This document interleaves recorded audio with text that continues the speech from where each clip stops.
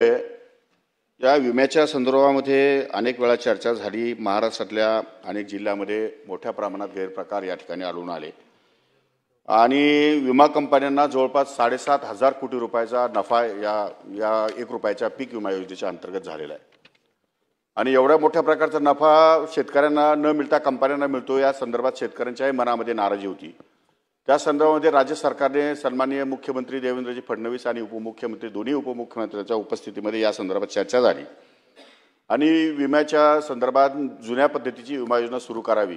2% खरीपासाठी, 1.5% रब्बीसाठी आणि 5% फळबागांसाठी अशा प्रकारे ते विम्याचं स्वरूप या ठिकाणी जुन्या योजनेच्या माध्यमातून या ठिकाणी इंट्रोड्यूस झालं आणि त्यामुळे जो काही फायदा आपल्याला झाला आहे जवळपास 750 कोटी रुपयाचंच फक्त या ठिकाणी टेंडर विमा कंपन्याचा आलेला आहे आणि 4,500 कोटी रुपये राज्य सरकारचे या ठिकाणी वाचलेले आहेत अंदाजे।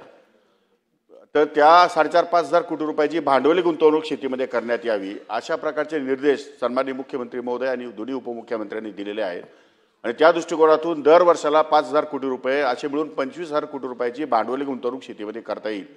त्यासाठी ही नवीन विमा योजना या ठिकाणी सुरू केली आहे। त्यामध्ये जे पूर्वीचे 3 ट्रिगर होते ते ट्रिगर शेवटच्या ट्रिगरलाच अफेक्ट करतात। शेवटी पीक कापणी प्रयोग हा शेवटी होतो आणि पीक कापणी प्रयोगाच्या माध्यमातून उत्पादन या ठिकाणी कमी झालं तर त्याला विमा या ठिकाणी लागू होतो। त्यामुळे अशा प्रकारचे पूर्वीचे या ठिकाणी ट्रिगर कायम करता येणार नाही। चला पुढे जाऊ।